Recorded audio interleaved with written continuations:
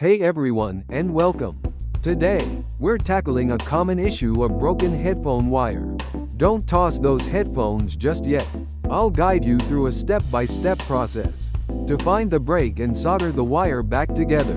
Let's get started. First, gather your tools.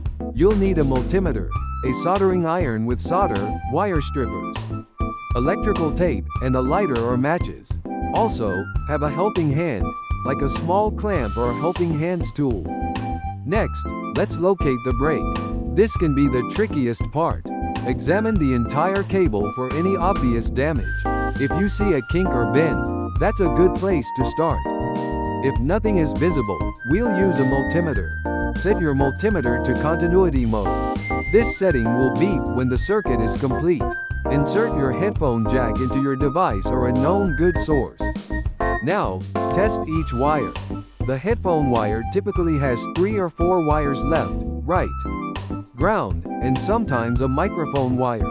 Touch one probe of the multimeter to the jack's corresponding terminal, and the other probe to the wire at the headphone end. If there's no beep, there's a break somewhere along the cable.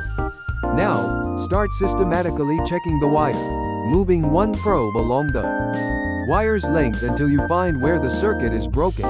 Once you find where the break is, you've pinpointed the problem area. Cut the cable at the break and prepare to strip the wires. Carefully strip a small amount of insulation from each wire. Headphones use very thin wires, so be gentle to avoid breaking them.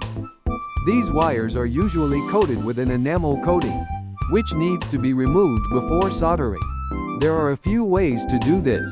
You can use a lighter or match to carefully burn off the enamel.